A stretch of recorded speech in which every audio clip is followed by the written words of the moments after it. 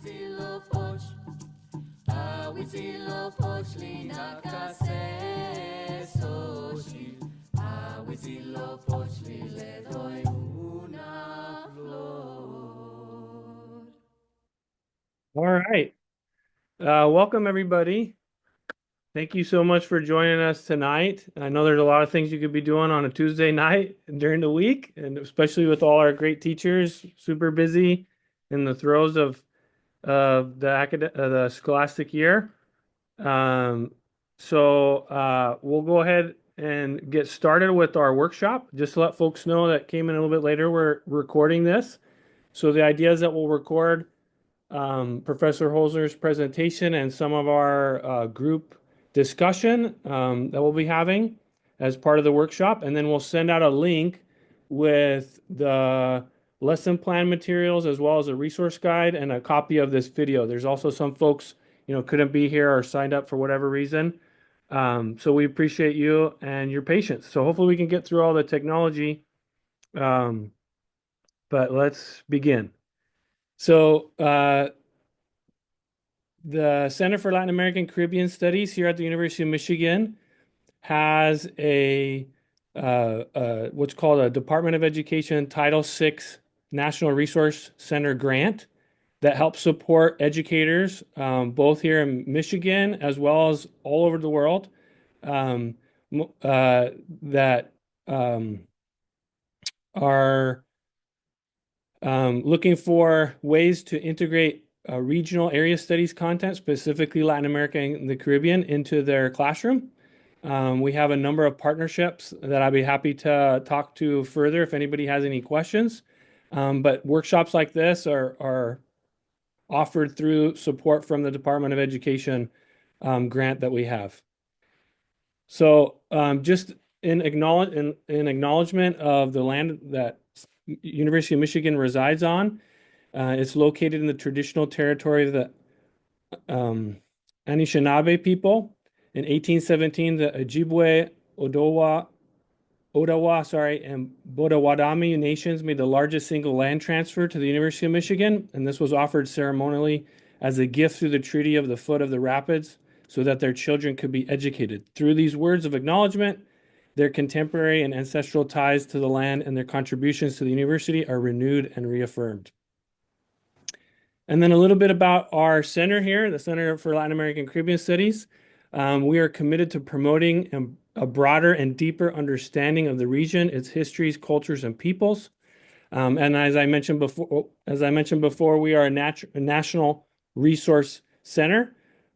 We have a number of programs and activities designed to help educators integrate Latin America and the Caribbean region content, culture, language into the classroom. And and Ajá, we do that creo que deben.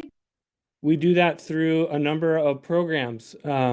We have virtual workshops like this. We have a reading cohort that reads a book once a year and discuss potential lesson materials that can come from that book.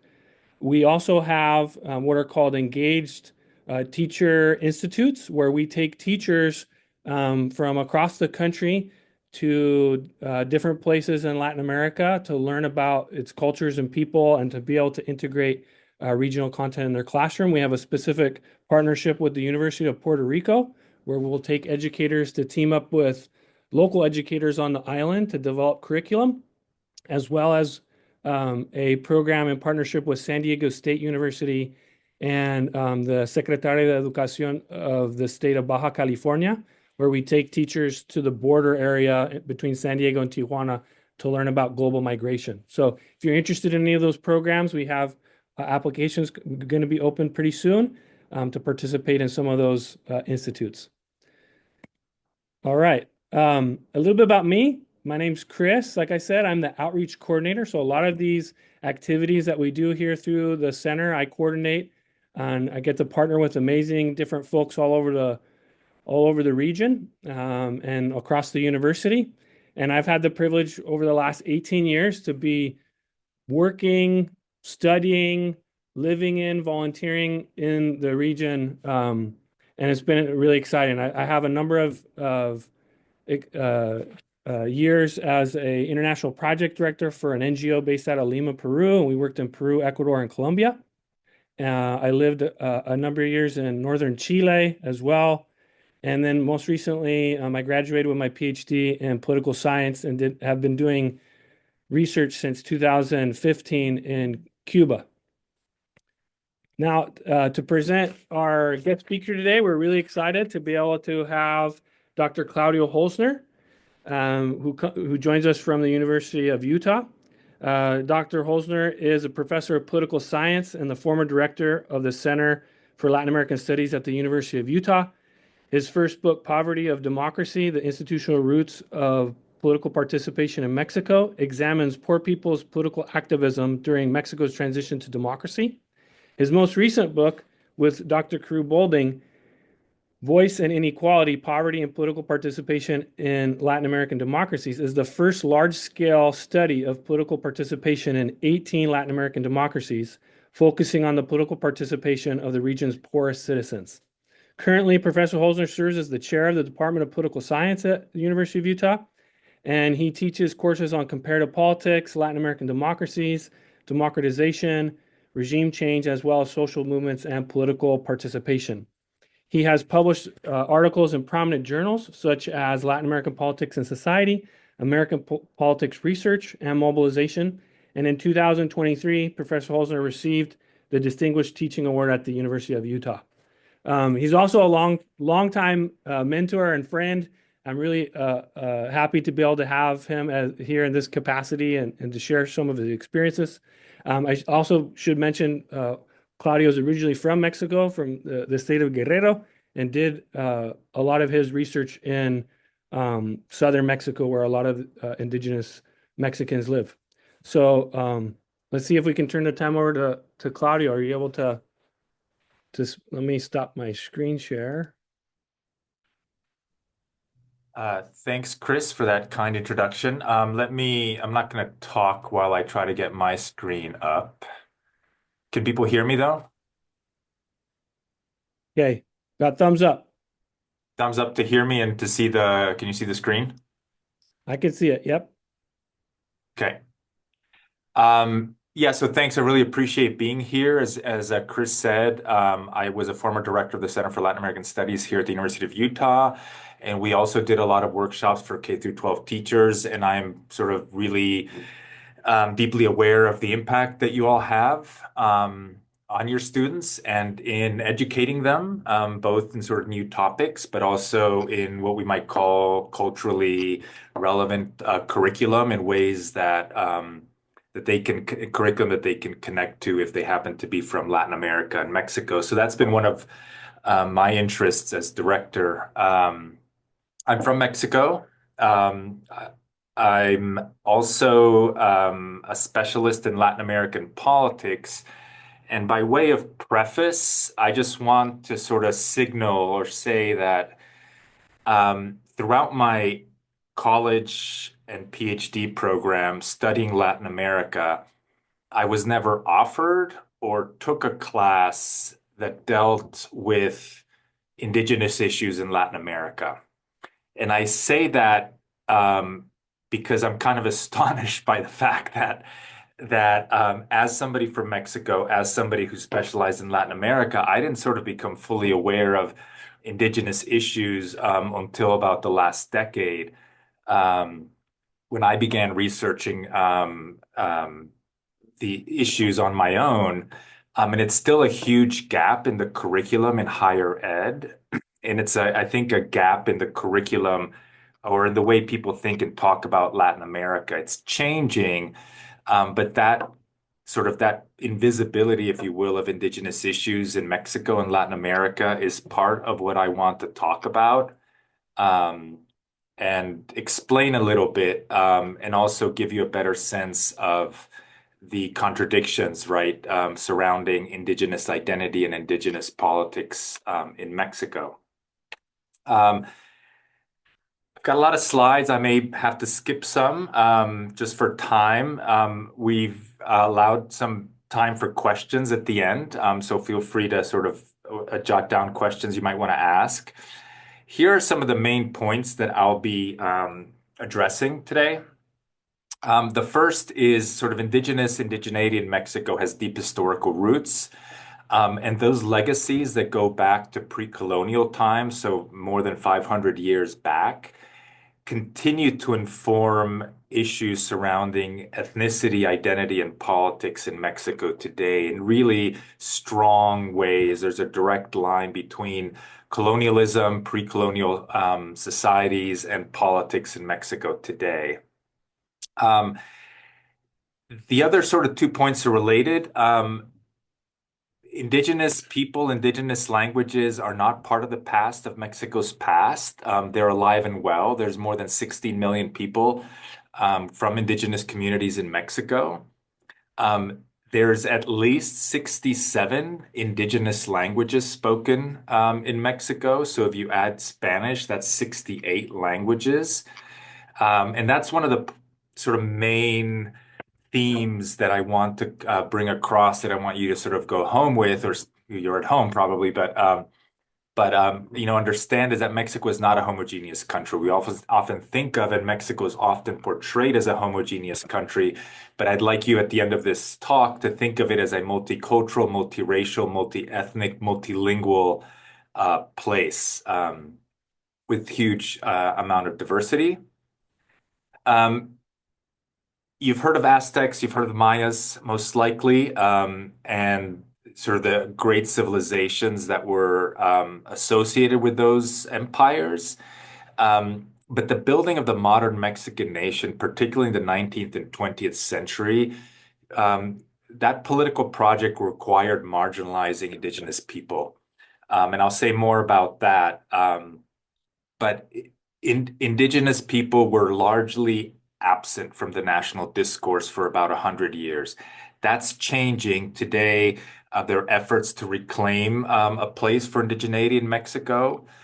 Some really important changes have happened. But the inequalities, the discrimination, those are still issues that indigenous folks in Mexico struggle with on a day-to-day basis.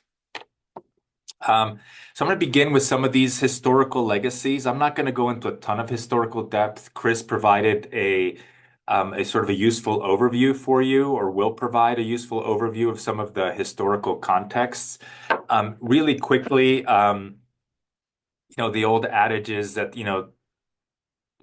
Christopher Columbus discovered America, right? He didn't really discover America. There were 30, 40, 50 million people living in the American North and South American continent. And when the Spanish arrived, they imposed, they sort of colonized the Americas and imposed their political and religious and social systems onto the Americas. But the Americas were populated by hundreds of different indigenous groups. Mexico's sort of its myth of origin, the mythical origin of Mexico goes back to a tale told about Mexica peoples who were ancestors of the Aztecs. And the legend was that they were sort of nomads. They came from what we think is the southwestern United States, and they were migrating down through Mexico looking for their homeland. And their legend sort of prophesies that they were to settle where they would see an eagle sitting on a cactus eating a snake, right? That vision came to fruition in what is today Mexico City. And that's where the Mexicas established their capital and what would become Tenochtitlan, which was the capital of the Aztec Empire. It was a magnificent city. This is sort of a aerial depiction of what Tenochtitlan might have looked like. It was built on a lake, and you can imagine the logistical issues associated with that, which suggests pretty high level of technological advancement and engineering capacity. It was connected to the mainland through these long, straight causeways. And estimates are that its population was over 250,000 at the time. Salt Lake City right now, which is where I'm sort of chiming in from, has a population of about 200,000. Tenochtitlan was bigger than Paris. It was bigger than Rome. It was bigger than Madrid. It was bigger than London when the Spanish arrived. Um, this is another depiction of what people think Tenochtitlan looked like. And I just want you to sort of look at it for a second. Um, it might seem sort of familiar, right? It looks a little bit like what a large metropolitan area would look like. Large avenues, a grid system for streets, high rises in what we might call downtown, right? That was rare in Europe. That kind of density of population with, the wide streets, the high-rise buildings. And Chris shared in your resources an excerpt from the diaries of one of the conquistadores. And I'm just going to read the first paragraph of that excerpt, which is his first impression in seeing Tenochtitlan from a distance. This is Bernal Díaz del Castillo, and he writes, we came to a broad causeway and continued our march towards Iztapalapa. And when we saw all those cities and villages built in the water, and other great towns on dry land, and that straight and level causeway leading to Mexico, we were astounded. These great towns and pyramids and buildings rising from the water, all made of stone, seemed like an enchanted vision. So the point that I guess I'm trying to bring across here is that the Spanish conquistadores did not arrive and meet an inferior culture. They were actually deeply, deeply impressed by the technological engineering accomplishments of the Aztecs, right? Um, and so, and it was and it wasn't just the Aztecs, it was the Mayas, and hundreds of other indigenous groups across Mexico. Olmecas were more ancient, but that is they were among the oldest groups to settle in Mexico. Yaquis and Tarahumara are still around. Zapotecs, Mixtecs, and Mijes in the state of Oaxaca. Lacandones, Tlaxcaltecas. And even, you could integrate Utes, Paiutes, and Shoshone in Utah. Those are three main Native American tribes in the state of Utah. Of course, Utah used to be part of Mexico, right? And so Utes, Paiutes, Shoshones, Navajo, they were all living in what was then kind of this, what became Mexico. And there's lots of connections and there's evidence, there's lots of trade routes into Southwest United States. And in fact, the Utes, which is what the state of Utah, the tribe that the Utah is named after, they share a language with the Aztecs. So Nahuatl, which is the language of the Aztecs, and the Ute language share a linguistic heritage. They're part of the Uto-Aztecan linguistic family. And so, that is all of which is to say that part of Mexican history and Mexican indigenous history is also part of the US's history. To begin making the point about Mexico's cultural and linguistic diversity, this is a map that shows municipalities, so towns in Mexico that have at least 40%, that at least 40% of their population is indigenous, right? You can see they're concentrated in southeast Mexico in the Yucatan Peninsula, and in some places in central and northern Mexico as well.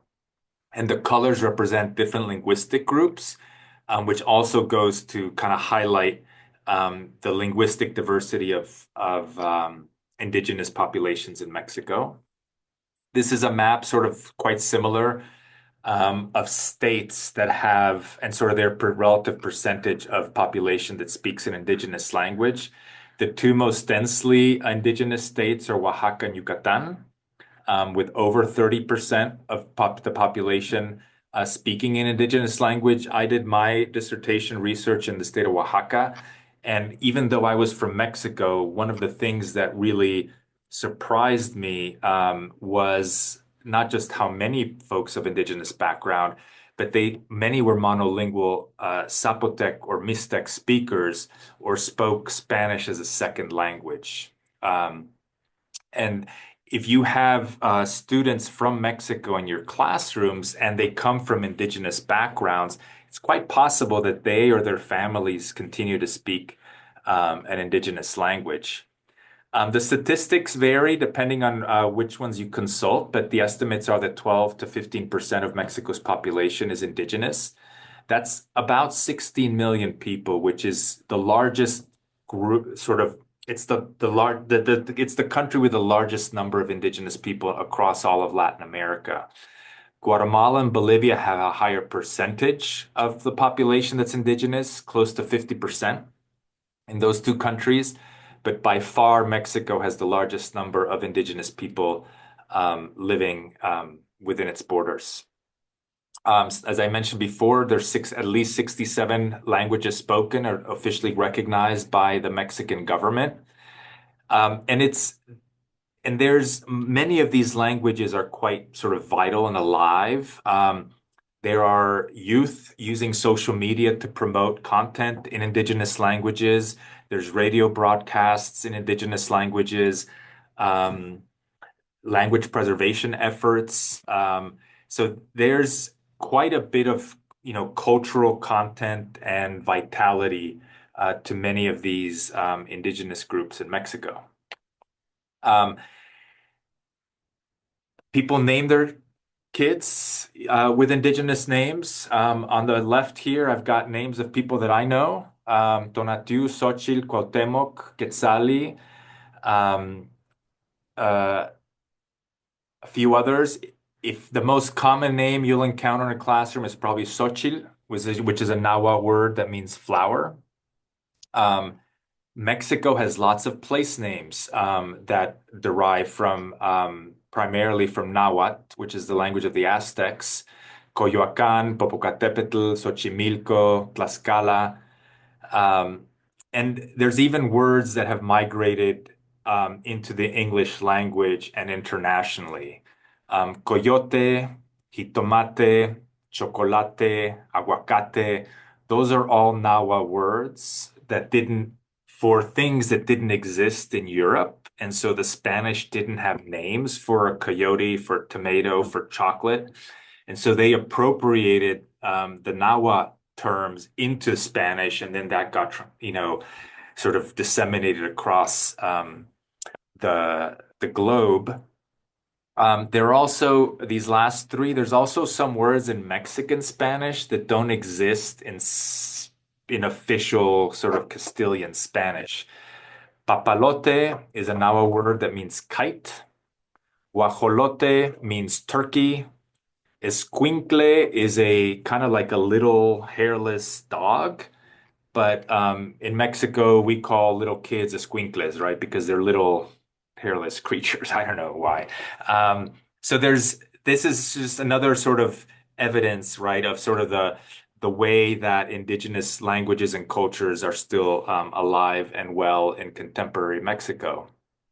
Finally, this is the picture of the two main presidential candidates that contested the presidential election in Mexico in 2024. Claudia Sheinbaum on the left won. Xochitl Galvez. Xochitl is a Nahuatl name. She's comes from an indigenous background. So that was kind of a big deal in Mexico. Not only that you had two women contesting the presidential election. One of them, Xochitl Galvez, is from an indigenous background. And to give you sort of further evidence of the cultural diversity that is Mexico, Xochitl Galvez is from indigenous background. Claudia Sheinbaum is of Jewish background. Her dad, I believe, is from Lithuania, and her grandparents on her maternal side are from Bulgaria, right? And so again, this is sort of a picture of contemporary Mexico that draws from very different European origins and very different origins in Mexico. Culturally, indigenous religion and religious practices have made Catholicism in particular in Mexico really vibrant and distinct from Catholicism in other places. On the far left here is an image of the Virgen de Guadalupe, whose stature in sort of the Catholic um, theology was uncertain for a very long time. She's not the Virgin Mary. She is not the mother of Christ necessarily. She is an image of the Virgin Mary that appeared to in an indigenous community during colonial times. She's called La Virgen Morena. She's dark-skinned. Um, she's considered the patron saint of the Americas, and she is venerated throughout Mexico. Like her stature is much more important than the Virgin Mary in general Catholicism.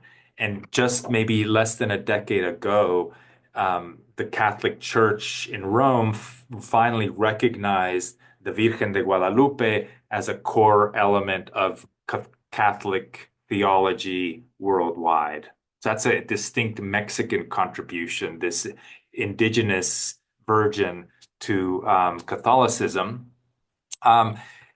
Couple of just other quick features. This is a picture of a church in Chiapas where they have sort of very syncretic practices, religious practices. You'll notice there's no pews in the middle. It's organized very differently than what you might think of as a Catholic church. People light candles and they carry out their ceremonies on the floor in the middle of the church. And up here on the right, just an example of cards that lots of Mexican believers carry around in their wallets. People have their favorite saint. This in particular is a card for Saint Jude, who is the patron saint of people who are in trouble for the dispossessed. Very popular saint in Mexico. And some people think that, and so folks don't just pray to Jesus, to God, or to the Virgin Mary. They pray to their individual saints, Saint Thomas, Saint Paul, Saint Jude. And people think that this is a practice that has its origins in sort of in the polytheism of indigenous peoples when the Spanish arrived. And so one of the ways that one of the strategies for converting folks to Catholicism was to not prohibit polytheism, but to integrate that polytheism into the canon of the saints, right, in Catholicism. And so in some places, the saints have the status of deities for Mexicans. Another distinct aspect of Mexican culture that has its origins in the indigenous past. So those are some examples of how vital and alive indigenous culture and languages in Mexico today. Socially and politically, though, indigenous people face immense amount of discrimination, suffer from socioeconomic inequality and poverty. And there hasn't been a lot of progress in integrating them into sort of broader Mexican political and social structures.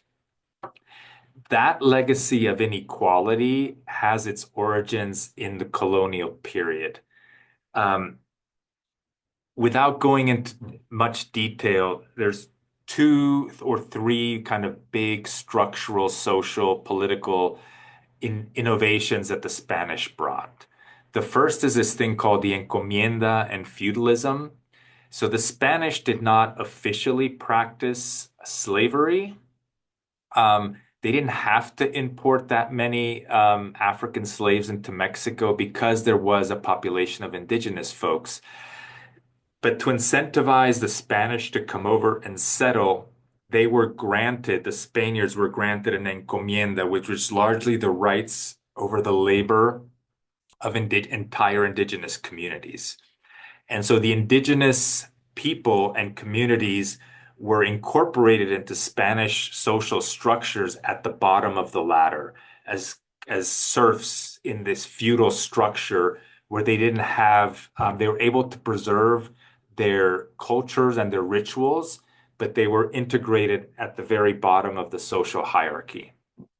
A second fact that you should know is that disease, smallpox, measles, syphilis devastated the indigenous population in the Americas. It was probably the number one reason why the Spanish were able to conquer the Americas so quickly. The estimates are that 95% of people living in the Americas perished as a result of disease that they did not have any immunity from. That's about 20 million people out of 25 million people.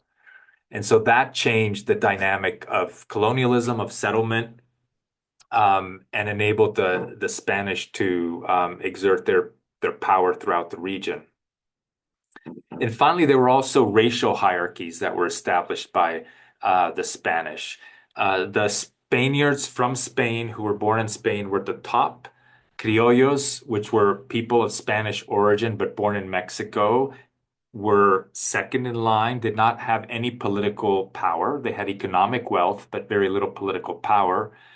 Mestizos, which is a mix of indigenous and European people, were next in line, and then the indigenous, what are so-called los indios in Mexico, were at the bottom of the social hierarchy. Of course, the Spanish ruled Mexico for over 300 years, so these rigid social hierarchies had time to take root. I don't know, it's today or tomorrow Columbus Day, I think, right? Yesterday. It's some of you may be aware about the controversy surrounding Columbus Day among indigenous people and people in Latin America. Celebrating Columbus Day is a bit of a anachronism these days, and in Latin America, it's seen as celebrating an oppressive colonial system, right? That contributed to the genocide and the extermination of millions of indigenous people in Latin America, and the imposition of these rigid social hierarchies that have these negative consequences to this day. If you, I don't know if Chris made some available. I'm suggesting that there's probably a lot of online resources that debate that sort of create a debate for students at different levels about the relative merits of Columbus Day versus its alternative, which is Indigenous Day. The United Nations recognizes Indigenous Day, not so much Columbus Day, but this is a way to sort of talking about Columbus Day is a way to get students thinking and talking about Latin America and Mexico's indigenous past and the role that colonialism has played in shaping inequalities in the region. So that's just a little sidebar, but it's I think it's kind of interesting and relevant for classrooms today.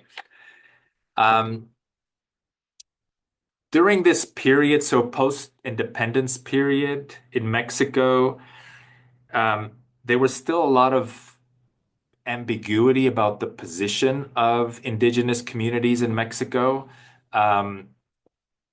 They preserved some autonomy, but there was, again, very little effort to integrate them into Mexican society. They were kind of two points of view. There was one view that argued that Mexican national identity owes more to native civilizations than to Europe, and that to be authentically Mexican is to recognize its indigenous past. A more sort of European, liberal, modernizing elite saw Mexico's indigenous past as anachronistic, as impeding progress, as not embodying the values of modern society. And so on the one hand, sort of this was the time of post-Soviet revolution. Marxism was in vogue in Mexico, And Marxism has no place for ethnic identities. It's all about class identities. And so politically, for many political parties, the indigenous folks were not a indigeneity issues of indigeneity were not non-issues. The real issues were those of peasants, of rural workers, of dispossessed peasants. It was the economic identity of indigenous people, not their ethnic and cultural heritage that mattered politically. And for the more capitalistic elite, their gaze was towards the United States and Europe. And they envisioned a modern, urban Mexico where there would be no indigenous people. And so official policies of the Mexican government were to disallow the speaking of indigenous languages in schools by children, to prohibit the teaching of indigenous languages in schools. And this was all under the argument that Mexico needed to look forward, look to Europe and the United States, and become more modern. And so both of these kind of ideologies, if you will, one more on the right, one more on the left, created made indigenous people invisible politically and socially in Mexico. There's a third element. This is more sort of a cultural interpretation of who Mexicans are. It's the concept of mestizaje. Mestizaje means a mix, and mestizaje is the mixing of indigenous and European races, so to speak, into a new race, a new ethnicity that was unique to the Americas. There's a famous book by Jose Vasconcelos called La Raza Cósmica. One of its arguments is that this mestizo identity, this mestizo race, is a unique contribution that Mexico and the Americas have made to the world, right?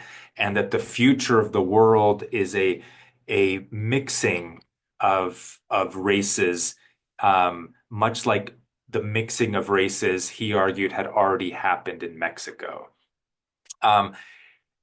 One of the tasks of governments and states is to create a sense of nation so that all citizens identify with the nation. We can all think of ways that happens in the United States with the Pledge of Allegiance in your classrooms, the flag, singing the Star-Spangled Banner. In Mexico, the elite promoted a mestizo nationalism, right? Which on the one hand embraced or recognized that indigenous people contributed to mestizaje in Mexico and they're part of Mexico's past. But looking forward, mestizaje made indigenous peoples invisible, right? They disappeared in that mix of European and indigenous peoples to become something new. And there was this celebration in textbooks, in cultural production, in TV shows of the mestizo, right? And that is, for many, what we think of as people from Mexico. They're primarily mestizo. They're primarily a mix of indigenous and European, and it's seen as in a very positive light. I also want to just suggest that by celebrating mestizaje, the consequence is also that you render indigenous identities invisible, right? So these three things, economic ideology, social inequalities, and this myth of mestizaje contributed to making indigenous people kind of non-entities socially, politically, and economically in Mexico during much of the 20th century. To give you a sense of just how enduring these legacies are, I'm going to show you a couple of maps. This is a map of concentrations of indigenous people across Mexico. The next map I'm going to show you is a map of where poverty is concentrated in Mexico. And what I hope you'll see is the close overlap between where indigenous people live and where poverty is concentrated.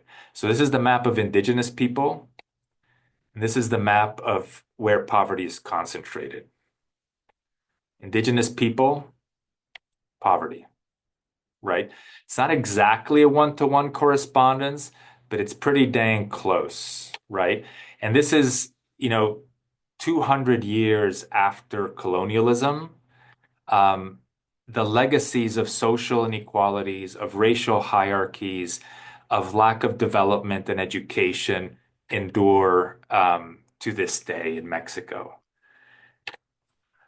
Just to give you some statistics, the World Bank, this is from 2013. I wasn't able to find much more updated information, but in 2013, the World Bank estimated that 90% of indigenous people in Mexico live in poverty, compared to about 45% of non-indigenous people. 70% of indigenous folks live in extreme poverty compared to only 15% of non-indigenous. Education levels are tragically low.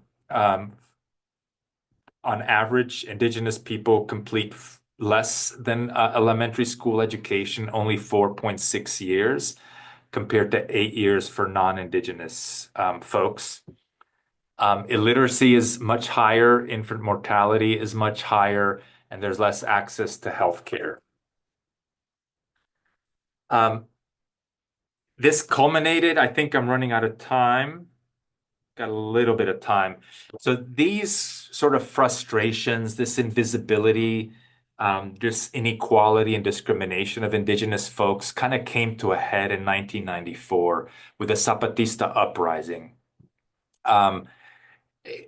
There's more information in the resources that Chris put together, but basically this was a indigenous uprising in the southern state of Chiapas that argued for three things: for a transition to democracy in Mexico, for more economic policies that would deal directly with poverty and inequality, an opposition to neoliberalism and free trade. But really importantly, and it's often kind of discounted, is that they were advocating for a multicultural Mexico, a place, as they say, right, a world where many worlds fit, right?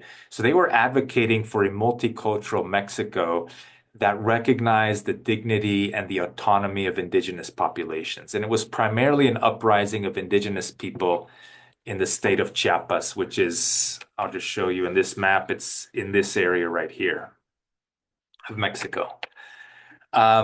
It was hugely, Zapatismo was hugely influential, primarily this, not so much for its political discourse, but for its discourse arguing for greater autonomy for indigenous people.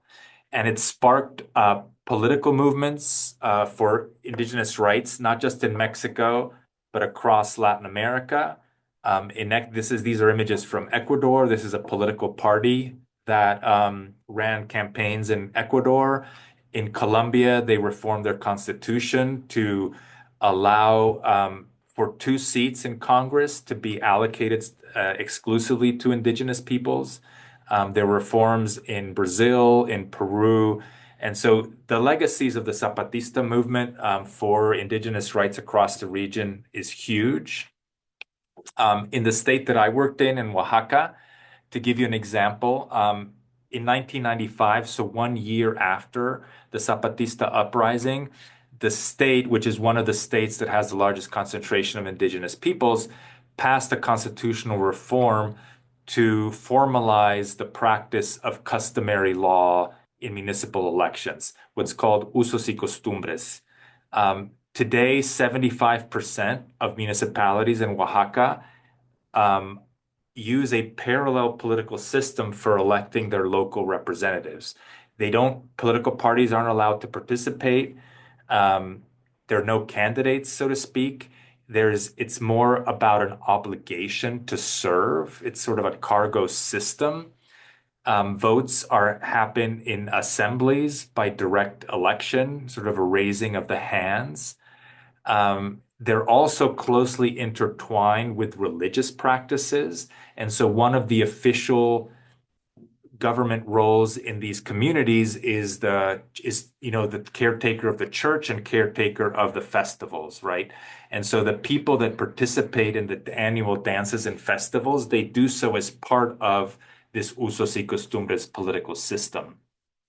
Um, these are the You're also elected to be policemen in the village. These are the batons that police in Oaxaca use, the community police use.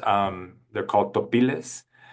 Um, and so again, the emphasis here is that starting around 94, 95, there was this effort to give indigenous folks and indigenous communities more political power and more autonomy over their daily lives. Um, there's been significant progress made in the last 20 years. As an example, and I'll share these slides with you, the current president of Mexico participated in an indigenous ceremony just a couple of days after she was inaugurated.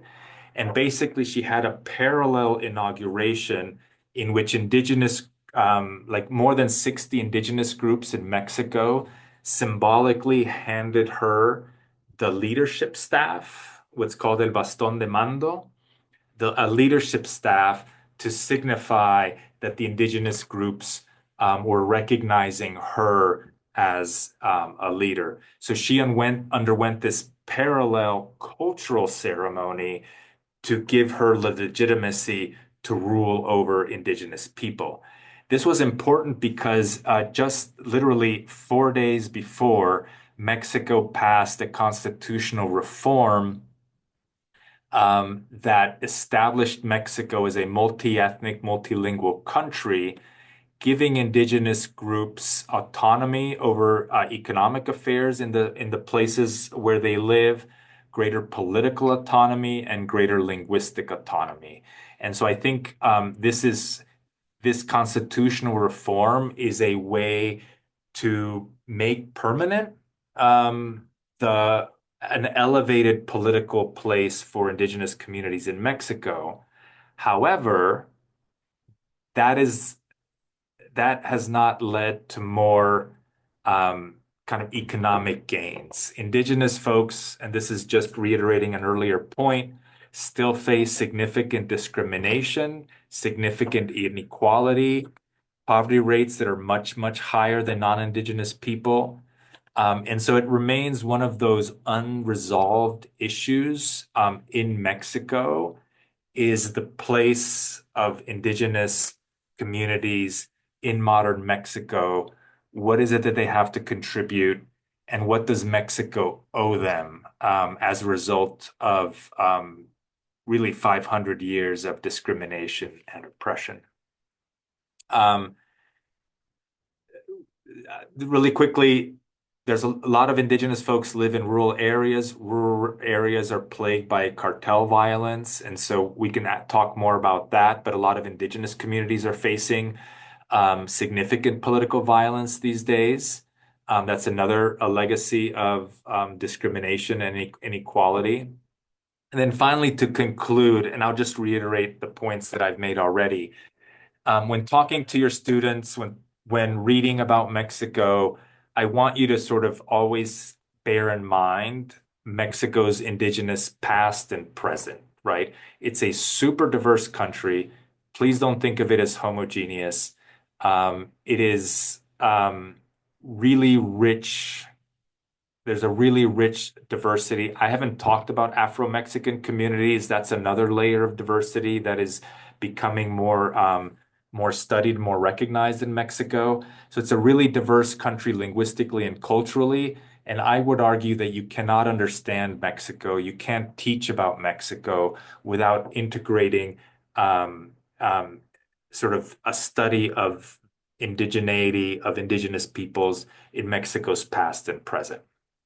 And finally, I just want to highlight again the contradictory nature of colonial legacies and of kind of Mexico's discourse around indigeneity.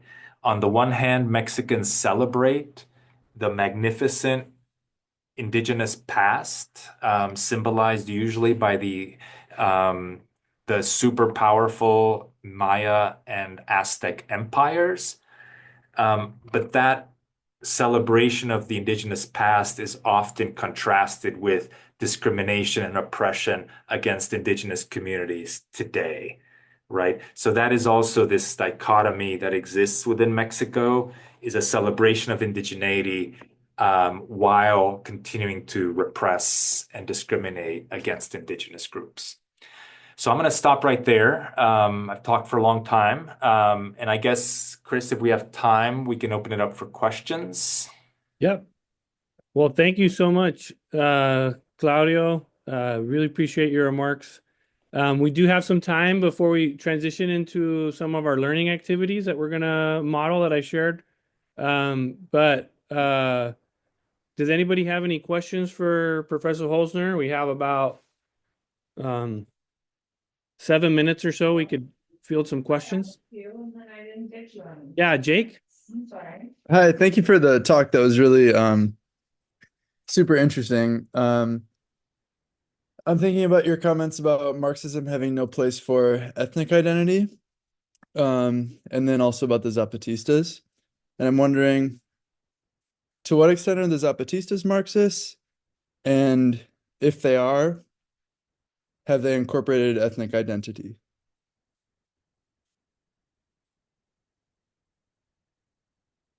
You're muted. Sorry, I'm unmuted now. Marxism also has no place for peasants, like Marx's version of Marx. It was all about the proletariat. He described famously peasants as a sack of potatoes, kind of politically inert. They just sit there. It was Mao that recognized the revolutionary potential of peasants. And so the Chinese Revolution was a peasant-based revolution. The initial organizers that tried to organize indigenous communities were Maoist intellectuals, former students. And so they were trying to sort of organize the indigenous communities in Chiapas around these Maoist principles with no luck whatsoever. All right. The indigenous people didn't see themselves as peasants, they saw themselves as indigenous. And so these organizers, so to speak, had to completely change their plans, the way they approached organizing, the kinds of demands that they were making, right? And one of the really interesting dimensions of the Zapatista uprising is the cultural production, right? And the role that indigenous leaders had in the movement, the role that women had in the movement, right? And so the discourse that even what we would call the mestizo or the white leadership, right, the elite that came in from the outside, they had completely appropriated indigenous, what's called cosmovisión, a cosmology, right? A vision, an indigenous vision of rights, of autonomy, of their place in Mexico, and their economic and political demands came from that perspective, not from a Marxist or even, politically left perspective.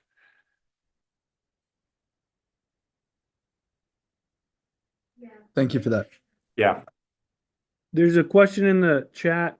Claudio says in Ecuador, so Greg says in Ecuador, indigenous groups have made legal inroads by establishing rights of the land, rights of the earth. Are there comparable developments in Mexico? Yeah, so that's one of the constitutional reforms, and that's one of the claims that Zapatistas were making, is to have control over the land that they possess and live on. So, the most significant thing might be where there's oil or natural resources in the land that indigenous communities inhabit. The question is, who owns those resources? The old Mexican Constitution said that all of that wealth belongs to the nation, right? Not to the communities that live there. So there's a sense that you don't have private property rights over the land that you possess if there's natural resources. The new constitution and the demands of the Zapatistas were to give indigenous communities autonomy over the development of natural resources in their land. I think that's what you're talking about in Ecuador.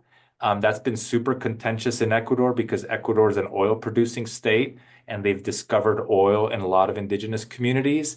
And so a point of conflict in Ecuador has been whether or not indigenous communities have a right to block, for example, the development of gold mines or the development of oil production on their lands. And there's been some administrations have respected that right, and some have given concessions to multinational companies to go in. So that is not as well advanced in Mexico, but that's where they're headed. Ed, I think, had a hand up. Yeah, I don't know if this is the right way to phrase this, but I know the new president, like family background, right, is not indigenous, right, is European, and maybe not even like colonial descended, right? Um, is the Are current Mexican citizens, are they considered an important voting bloc, or like are they courted in any way by the political parties? Are indigenous people courted? Is that the Yeah. question? Mhm. Yeah, so I guess what I would say about that is, so Claudia Sheinbaum is from a party of the left. Um, and the left in Mexico, there's different lefts in Latin America. There's different lefts in the United States. There's an environmental left, right? There's a more socially progressive left. There's an economic left. In Mexico, the left is still kind of largely driven by economic issues. And so indigenous folks are still incorporated and integrated into the discourse as peasants, as poor people, not as indigenous people. Now, that's not 100% accurate, right? You know, the ceremony that she participated in obviously is a political act that recognizes the validity of indigenous cultures, but the way the campaigning happened, the two big issues for identity issues were poverty alleviation and gender rights, right? Not indigenous rights. That was not a campaign issue at all. The idea, I think, is that if you have a discourse and you have policies that claim to alleviate poverty, to diminish inequality, you're bringing indigenous people along, right? Um, I would say, like the Zapatistas, indigenous people would say, no, that's only partially correct, right? What we want is autonomy over the kind of development that happens, autonomy over our educational system, autonomy over how we integrate into economic development in Mexico. And so I think I would probably still characterize a lot of economic policy as kind of imperialist, coming from the top. Um, professing to know better what indigenous communities want and need, without listening to what the indigenous communities actually want. An example would be sort of autonomy over natural resources. A lot of symbolic politics, right? And not necessarily real change. Great. Any other questions? Could probably field one more before we transition. Um, Ed asks in the chat about land acknowledgements. No land acknowledgements. And I think part of the reason there's no land acknowledgements is indigenous people largely occupy their ancestral lands in Mexico. They didn't have reservations. In the United States, indigenous people were forcibly expelled from their ancestral lands in a lot of situations. That wasn't the case in Mexico. And so, you know, Mijes, Mixtecs, Zapotecs still live where they've always lived, Mayas, Nahuas. And so I think that's part of the reason why. Great. Any other questions? Okay, well, thank you so much. I don't know how we clap on Zoom, but thank you, Claudio, so much for being with us. Um, you're welcome to stay a part of our learning activities that we're going to be doing. You can also bow out, whatever you want to do. Let me see if I can I change my back to my Anyway, screen? I just want to thank you and thank everybody for making time to join in on this Zoom call. I hope you did find it interesting and relevant. Absolutely. We got lots of great comments in the chat. Um, Let me share if I can get back to my screen somehow. Um,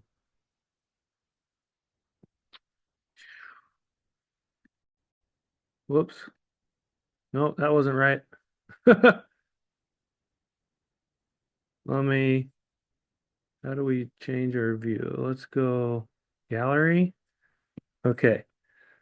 Um, Let me back out of here.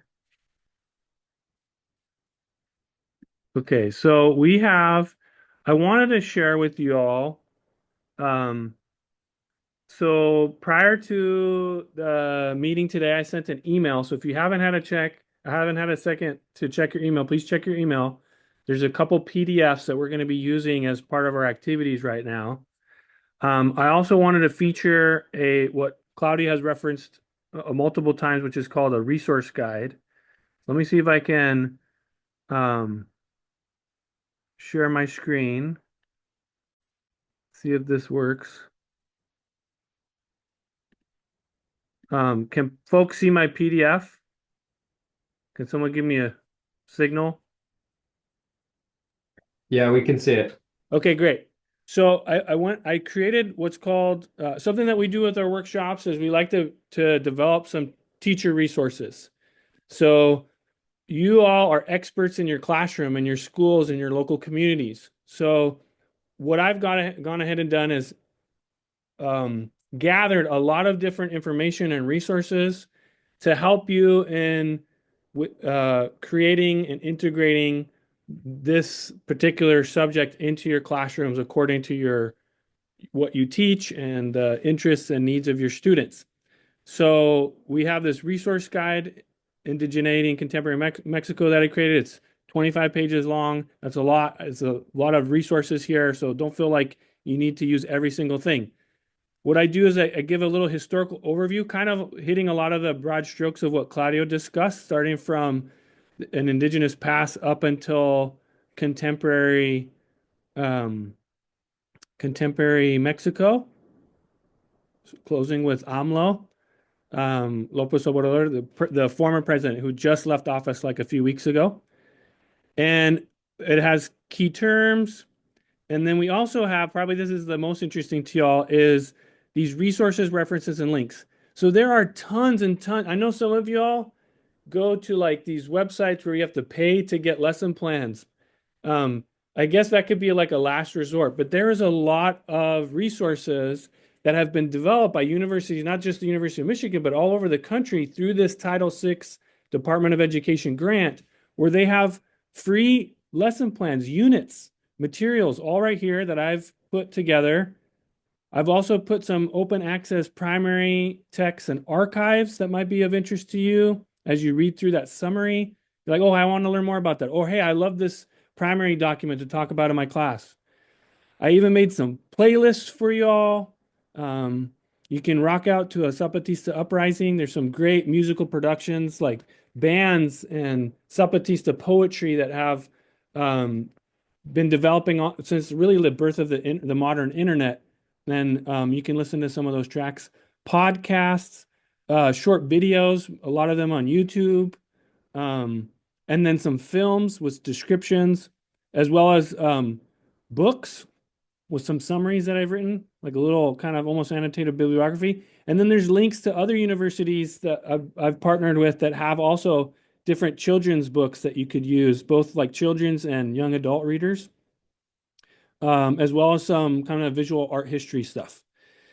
Um, with that, um, let me see if I can go back to, let me stop share and see if I can do this again. Um, Share my PowerPoint. So you should have received in an email, see if I can get this messy screen going. You should have received an email. Can everybody see my screen?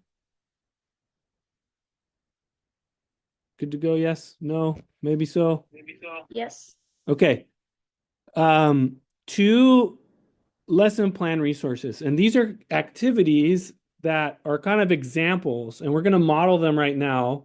Hopefully both of them if we have time, that you can use in your classroom. If you've had a chance to look through them, they both have a summary of the activity and some background and context to the material that you're going to be using, as well as for Michigan folks, specific social studies as well as world language standards that connect to this material that we've created for you.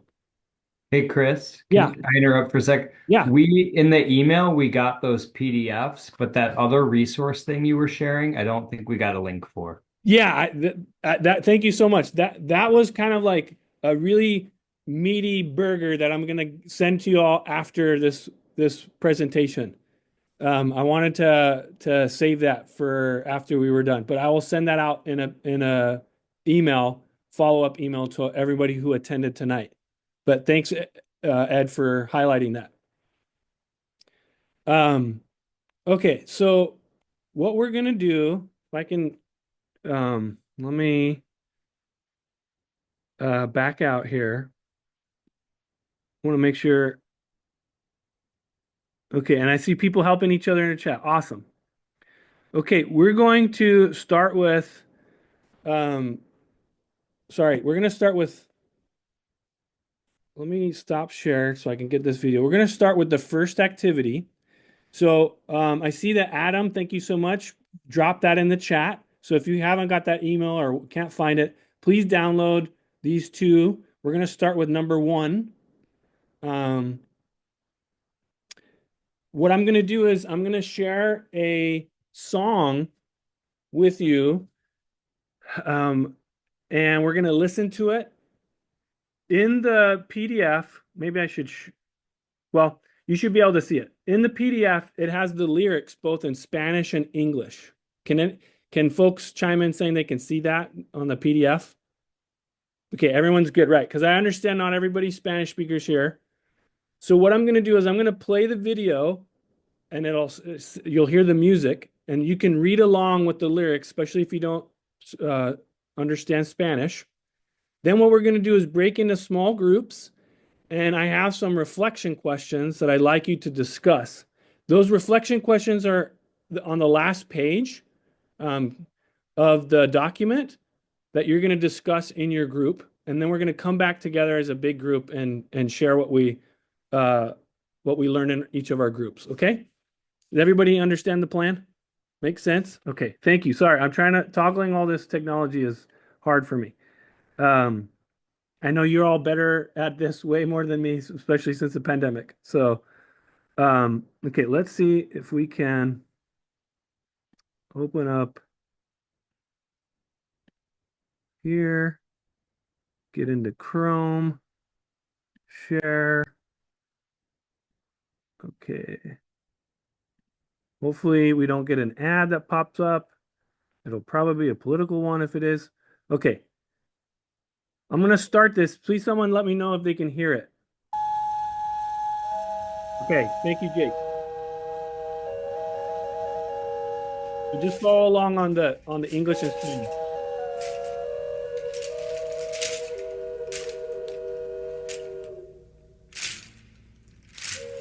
Del mar los vieron llegar.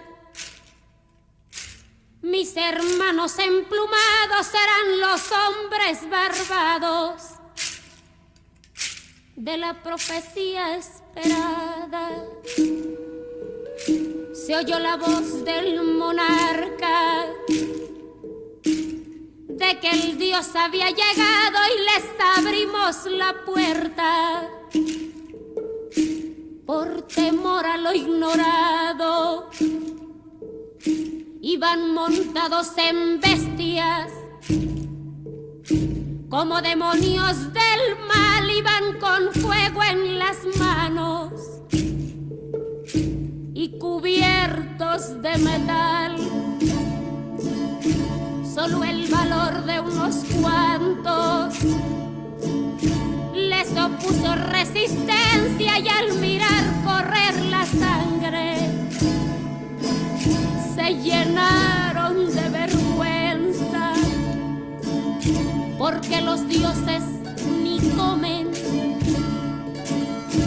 ni gozan con lo robado. Y cuando nos dimos cuenta ya todo estaba acabado, y en ese error entregamos la grandeza del pasado, y en ese error nos quedamos 300 años esclavos.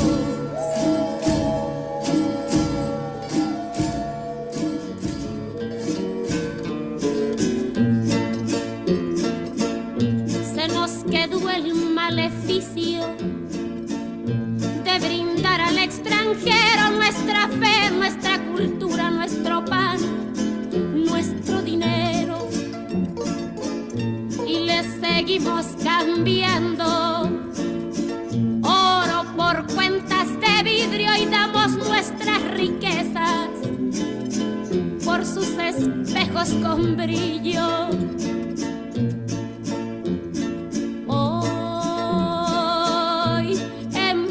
Siglo XX nos siguen llegando rubios y les abrimos la casa y los llamamos amigos, pero si llega cansado un indio de andar la sierra, lo humillamos y lo vemos como extraño por su tierra.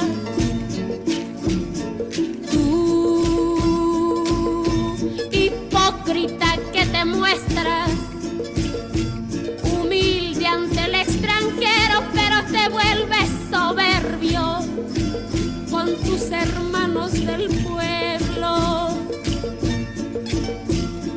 Oh, maldición de Malinche, enfermedad del presente, ¿cuándo dejarás mi tierra? ¿Cuándo harás libre a mi gente?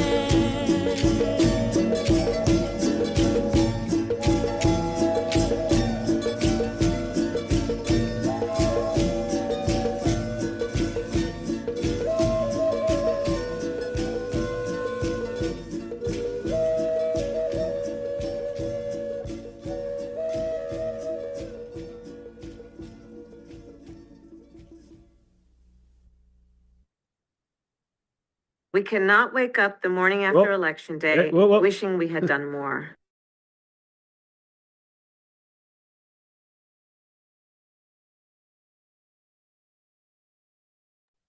All right.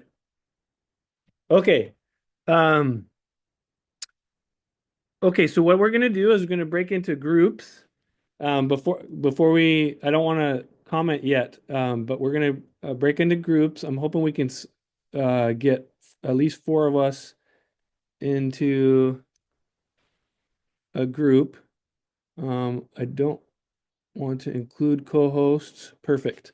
Okay, let's see if we can do this. All right, I'm going to open all rooms. You'll have about 5, we'll play it by ear, but 5 to 7 minutes to discuss as a group. Please make sure that you use the questions at the back of the resource, at the PDF of this specific activity. It's lesson number 1. So Indigeneity Mexico, it says number 1. And use those questions for your discussion. Make sure that everybody can have a turn to speak, okay? Let's see. Okay, well, great. All right, so to give a little context, this piece is part of a bigger movement, not just in Mexico, but in broader Latin America at this actually a little bit earlier, between like the 1950s and the 1970s.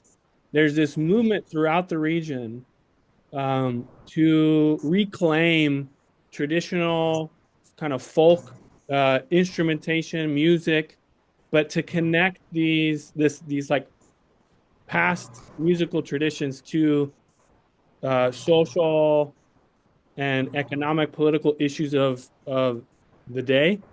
So in Mexico, particularly, it was called El Canto Nuevo, Mexicano. And these artists, as you can kind of tell by the lyrics, Amparo Ochoa, Los Folcloristas, and then several other artists, especially Gambino Palomares, who's the author of the song, are trying to connect this, celebrated indigenous past to contemporary issues. A lot of them are these youth that are disaffected with the traditional political left kind of authoritarian style verticalist party that was the PRI, the Partido Revolucionario Institucional. And so they're trying to speak to contemporary issues using this celebrated indigenous past. So I'll stop there. Let's go to our questions. Anybody want to share from their group? Maybe let's just start off with like general impressions of the piece and the lyrics.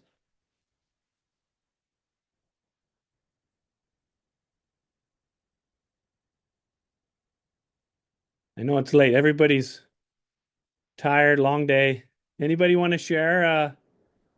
Maybe not share your thoughts, but share someone else's thoughts that you heard in your group. Maybe that might be easier. Hey Chris, it's Hi, Carolina. Carolina. So, Okay, how are you? good. My favorite line was the hypocrite line. The hypocrite line. Yes. Can you point us to that? Hold on, let me pull it up. I switch screens. It's on the fourth page, Okay. and I want to say it's the second to last. Yeah, second to Um, last like estrofa. estrofa, yeah, Yeah. where she talks about like the hypocrite, like to me it looks like pretty much exactly what it says. They're being hypocrites. You hypocrite who shows himself humble before the foreigner, who becomes prideful with your brethren from the town. Like, I feel like for me, sometimes it thinks about, somebody who's from there, but you're going to go, be somebody in front of, foreigners. And then with your people from the town, eres soberbio. So it's like, Yeah, interesting. Yeah, how does that connect to kind of some of the comments that Claudio made regarding like this kind of contradictory uh Mexican identity? I think it was, you, you try to be that sometimes, or, you're trying to figure out, what's more convenient for you. Yeah, sorry, you're breaking up a little bit. Can you hear me better? Sorry, my connection wasn't so good. I said sometimes I think when I look at it, I think of it as in like, you're trying to be whatever's more convenient for you at that moment. Mm, yeah, interesting. Eric, you look like you're going to say something? No, just like kind of the same, off the same idea is that like for me, like what I took away from Claudio's presentation or his talk was that like that these native or these indigenous regions and cultures and stuff in Mexico are vibrant and alive and more. And like he said, they become invisible. And so this might be a good proof of like how that happens. Oh, yeah. Making your identity something within your own community, but then when you're participating in the power structures, political structures, social structures, you've got to act or maybe you're prone to act a different way or something like that. Yeah. I'm thinking about that idea of like double consciousness that W.E.B. Du Bois talked about. Yeah. Yeah. Yeah. Yeah. Excellent. Excellent. Okay. For time's sake, let's go to some of the questions. Did any group talk about like how does the instrumentalization change over the course of the song? When does it happen? During what part? Can anybody in their group speak to that? I don't want to like dominate the conversation, but I loved how the train, like you kind of almost had like a train whistle in sort of like I guess the second part of the song, which is definitely talking about more of the 20th century and probably the modernization that that was happening, in the post-war era, excuse me. Yeah, there is definitely like this rhythmic element to it. Yeah, I'll stop. I don't want to dominate either. Other thoughts about the change in instrumentalization. I'll say something. Yeah. So I've lived in Mexico for the last 14 years. And like when I heard that, and what I told my group is I think that the second half of the song is almost anger. Because like just perusing the lyrics very quickly, the first half I would say is about how, I mean, not to put this in a negative light, but they were ignorant, I mean, if we think about the situation, they knew that Quetzalcoatl was going to come back in 1521, and it just so happened that these people came and all that stuff. And halfway through the song, that instrumental change, it almost seemed more aggressive because it talks about the people who are still subservient and welcoming, los rubios and los güeritos or whatever. And they're opening the doors for them. They're opening the house for them. But then they throw their own compatriots to the side. And it's almost like we're no different than we were. I mean, at least in the Conquista in 1521, they had a reason, a historical reason. And now, what is it? I mean, there are still a lot of problems in Mexico in terms of racism. And so I think that's a more forceful take on that. Yeah. Yeah. Thank you for your comments. I think maybe getting to a little to like I don't want to say push, but to unpack a little bit of what your comment there.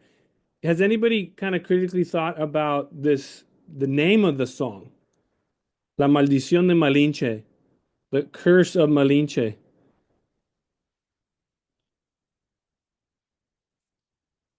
What could that be referring to?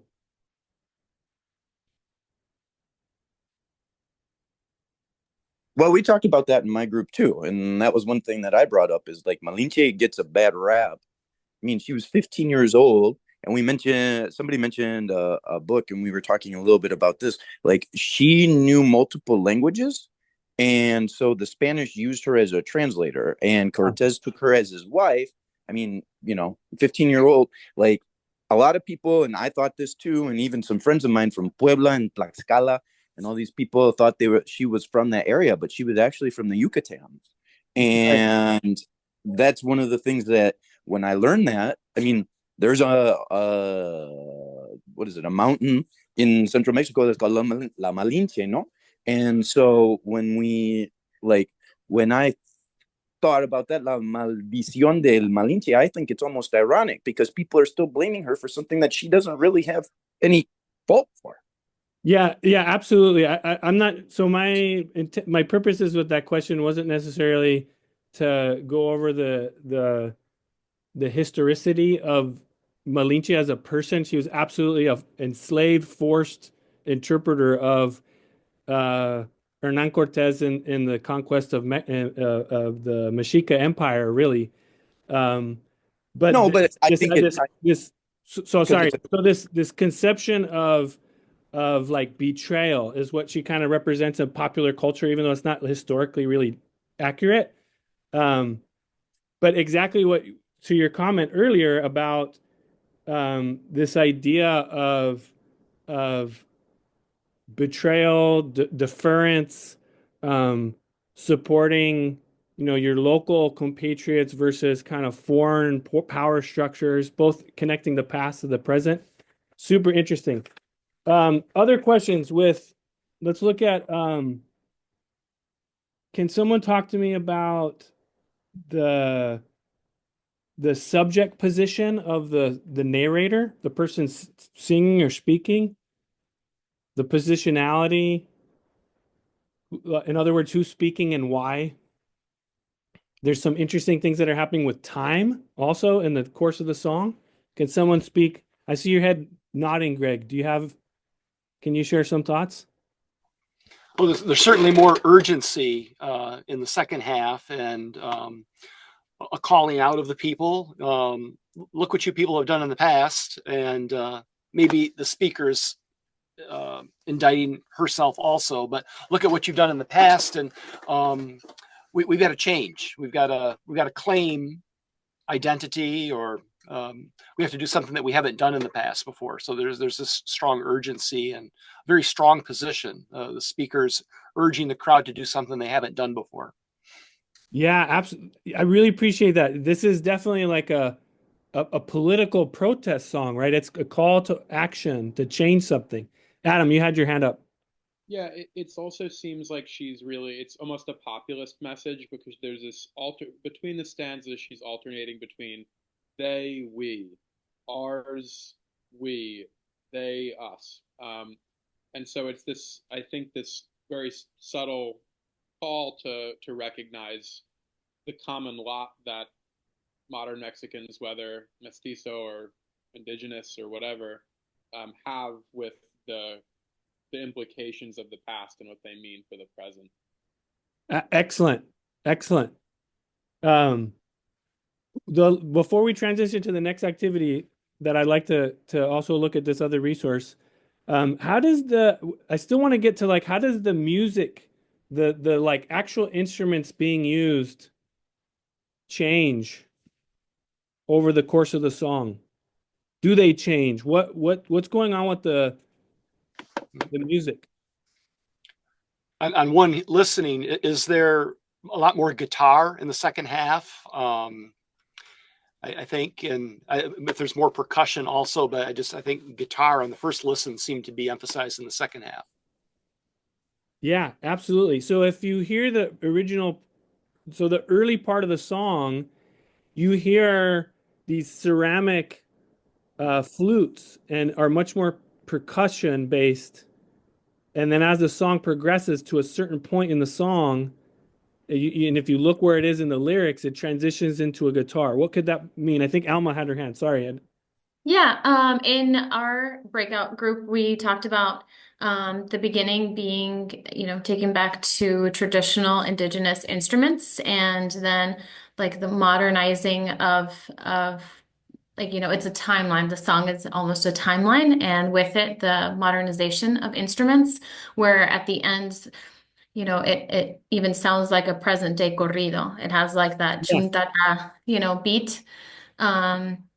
Something also in your previous question, I forgot exactly how you phrased it, but something that we talked about was the point of view of like who might be, I forget what question it was. It was what's the subject position or who's speaking and Yeah, and something that one of my group mates made me consider was, is it a modern day indigenous person? And we said it could be. It could also be, someone that considers themselves mestizo and still identifies and is still like lamenting what happened historically. And, like you mentioned, a call to action to be better than that and to like call one another out when we, yeah. sell out. Yeah. Excellent. Yeah, Jake. Yeah, my first listen, I thought that it was the narrator is an indigenous woman, sort of telling other indigenous people not to be so like welcoming to non-indigenous Mexicans, but this conversation is making me think that it could be a person saying that same sort of thing to other Mexicans to not be so welcoming to non-Mexicans. Yeah. Yeah, interesting. Yeah, Vanessa. Hi, good night, everyone. I think the singer tried to express what's happened in this history. Most of the situation or the Spain to try to conquistate the territory of the land and want to express what happened for his feelings, and also to try to express how the people feel actually, and also the song try to stay alive in the time is not only make for the past, but continue living in the people in Mexico and also in all America. Excellent. Yeah, I think there's definitely if I can kind of interpret a little bit what you're saying, Vanessa, is the song is this lament, and it's trying to connect the pain and suffering of the conquest with contemporary inequality. And like I mentioned a little bit in the beginning of this, is that this is a specific like folk music movement where these young people are kind of disaffected with the political establishment, even though it says it's on the left, the political left, it's kind of like left a lot of people, especially indigenous communities, behind, and is trying to connect this suffering of the past to the suffering of the present, which a lot of Mexicans at the time want to ignore, right?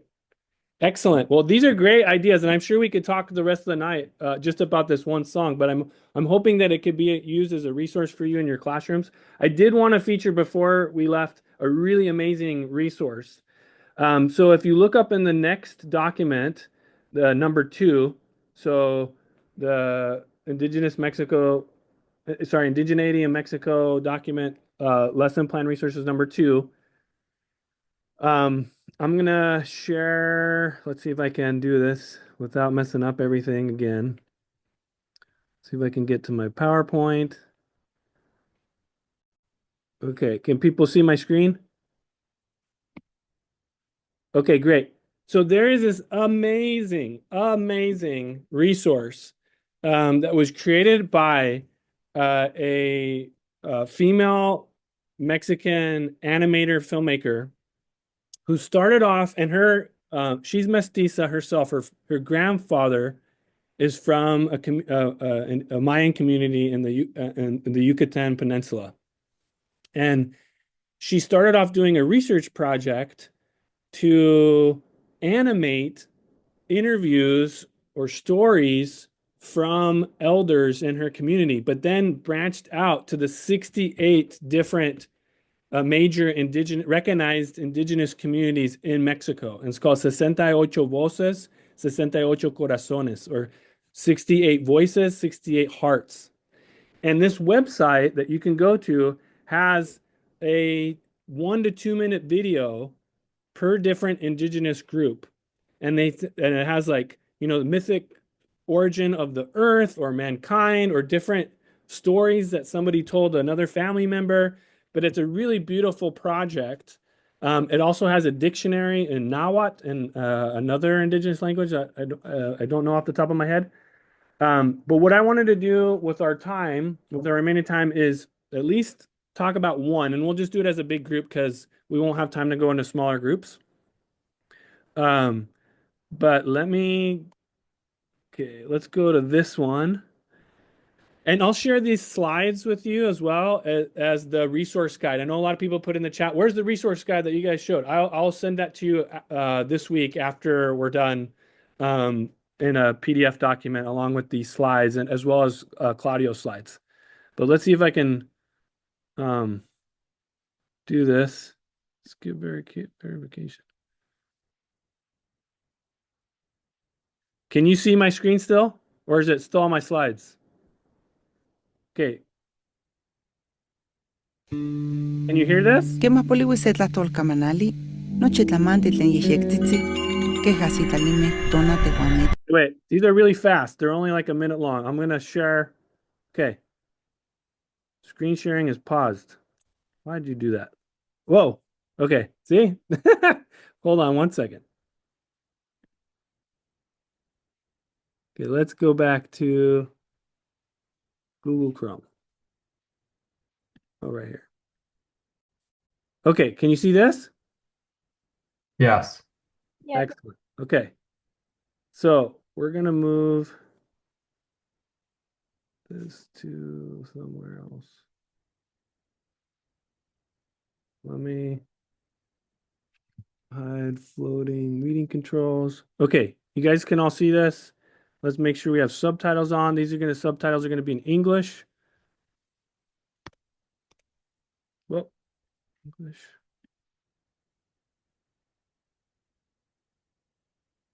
Kema poliwi se tlahtolkamanali, nochi tlamanti tlen yehyektitzi, keja sitlalime tona tehuametzli, tlen tichiua timasewalme, keja kema titekiuia totlalnamikilis, o tlen timachiliah pan totlakayo o ipan toyolo, ayueli tikita. Kema se tlahtolkamanali poliwi, nochi tlen onka ipan itlaltepaktli, keja nopa weyi atl uan nopa atentini, nochi tlamantli tekuanime, puan nochi tlamantli xiuitini. Nion axtimoilhuis, nion axueli tikihtos, nion axueli titlachilis o tikakis, pampa politok nopa tlahtoli.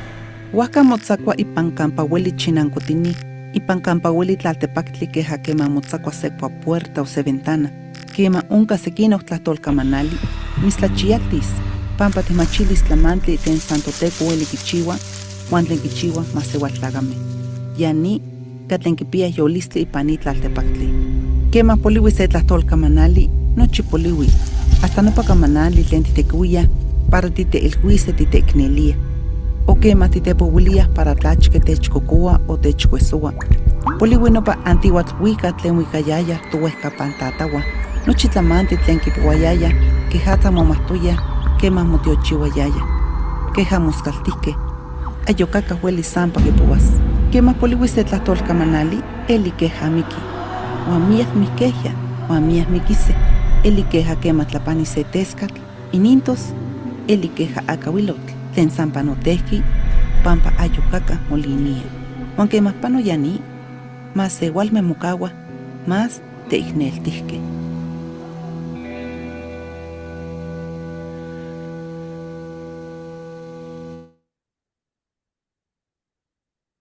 Okay. I know that was kind of fast, and if I had more time, I'd have you watch it in small groups again. Let's look at some of our questions. So these again are in the resource guide. Each section has some pictures from the video as well as some questions for reflection.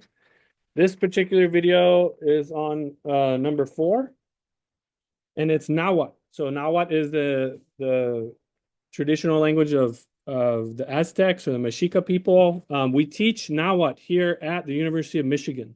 So you can actually get a full scholarship to study Nahuatl as an indigenous language. We have programs where you can learn directly from Nahuatl speakers. So let's look at some of the questions. So the title is Cuando muere una lengua, or when the tongue dies. When a tongue dies. Here's some questions for reflection. So what does the narrator say will happen if a language or a tongue dies?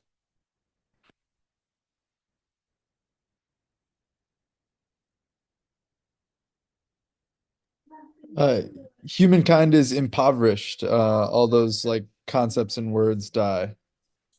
Yeah, I thought that was an interesting argument, that humankind is impoverished. What does that want to mean? What do you think that means?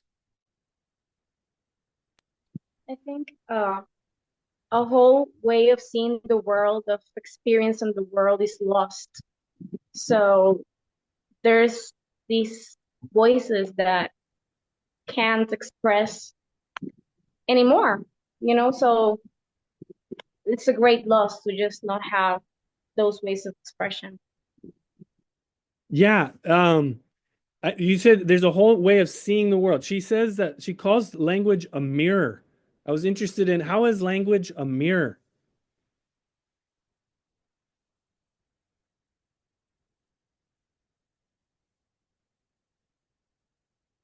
It's just a way of describing like what we all see and interact with. And so like different people and different cultures describe all those things in different ways that lead to different like ideas and philosophies. Okay. Anybody else? How language is so Jake says it's a description of a different particular people of how they see things. Any other thoughts about how language is a mirror? I think it's a reflection also of our own experiences, the way that we interpret things. We're going to try to make connections with something that of our own understanding. Okay. Okay. Yeah, it's a way to connect experiences. Excellent. think- Yeah, Eric, you had your hand up. Sorry, and then Adam. I don't know. I'm kind of reminded. I saw this interview with Borges one time, and he was talking about like the English language and just how phrasal verbs are a powerful thing that the English language has that Spanish doesn't really have, and you're able to express ideas differently in different languages, and then also that kind of reflects sort of a worldview too, how things are set up. Like so, like you know. In English, we always have those 2-word phrasal verbs, or even like, gosh, I'm going all the way like to Beowulf when they talk about kennings, and they talk about some things like a bone crusher. I mean, I'm thinking about Viking Beowulf stuff, but like it's more of like, I don't know. I guess what I'm saying, there's a different, there are like certain aspects of the language that reflect sort of a worldview, I guess. Okay. That is expressed. I think it reflects. I'm sorry. No, Sorry. go ahead, Fernanda. Or sorry, Adam was No. next. I think Adam was next. Yeah. Okay, okay, Fernanda. Well, I was just saying that I think the language reflects your culture, your personality, the way you express with the same people who speak your language. English is my second language. And no matter how good I can speak it, I never feel the same way as I speak my own language. And when I speak with people who is a native speaker, I have met many people who speak really good Spanish, but still the language is more than that. It's the phrases, it's the slang, it's something very particular. I have a 6-year-old son, and since I've been taking him to Mexico every year, it's amazing what he's getting. It's not just the words and the language and the grammar, it's the culture and the way he expresses himself is so Mexican, it's so us, it's so me. And if I speak with someone else from another country, I can see the same thing, same like you with the English, it's never going to be the same. So I think it's a mirror because it's our reflection, is who we are, how we grew up, our traditions, how we think, how we feel. I don't know if I expressed myself the way I wanted, but I think it's great. I think though, I would like something that is interesting of your comments is maybe coming, being socialized as a whatever you want to say, Europe with this European centric worldview. When I think of a mirror, I think of it as very individualized, like I'm looking just at myself. But the way that you described it, you were thinking of in a collective community sense. I think that's really interesting. Like the we see each other. Yeah. A reflection. Right. Yeah. Right. And so, okay, Right. Adam. Nothing to add. That was amazing. Okay. So we got 2 minutes. Can we bring this idea of languages, this tongue? This is spoken in native Nahuatl by a native Nahuatl speaker. And they're talking about languages being alive and being mirrors and death. How can we connect this to indigeneity in Mexico and these 68 indigenous communities, recognized identifiable communities in Mexico? How can we connect this to indigenous languages? I think the same way. We can't let it go. We can't let it die. They've been, as you say, marginalized. And I remember when I was living in Mexico, a lot of people think that they have to learn Spanish. Why? It's like, why don't we learn also what they speak? But I think we can't let it go, because letting die one of those languages is like letting die culture and history and everything else. And I think it's super important to give them a space in the map and to preserve something that is so valuable. Yeah. One of my favorite phrases from the Zapatista movement that Professor Holzner mentioned was, Queremos un mundo donde quepan muchos mundos. We want a world where many worlds can fit. It's not this mutually exclusive this or that. But when we consider the power structures around monolingualism, we see how that kind of militates against un mundo donde quepan muchos mundos. So, well, we're at 8 o'clock. We're at time. I really appreciate this conversation we've been having. Yeah, Jake says, makes me think of how Bolivia described itself as plurinational state. Yes, and that was after they elected their first indigenous president, along with a primarily indigenous political movement after, how many decades, hundreds of years. Thank you so much for your time. Like I said, I'll be sending out these resources, the resource guide, and the slides out to y'all. Please feel free to share with your colleagues. This is, like I said, is being recorded, and we'll send out the recording as well. And it'll be up on our YouTube website or YouTube page, YouTube channel. And we hope that we can connect with you at a future time. We have these kinds of virtual workshops once a semester here at the center. We're going to be having another one coming up in, I think, April. I want to say we'll be reading a book together and discussing. So we'll definitely put you on our email list so you can be up to date with future opportunities. But thank you. I'm happy to stay on too a little bit if anybody has any questions, but don't feel obligated to stay. You're welcome to go get some sleep. Gracias, gracias. Gracias. Noches. Buenas noches. Chris, I'm wondering if you've got just a few minutes to kind of follow up on the meeting I had with Sam and Carolina about the PD opportunity. Yeah, I can do that. I'll defer to anybody else that wants to hang out too. Gracias, buenas noches, cuídense. Let me stop recording though. Stop recording.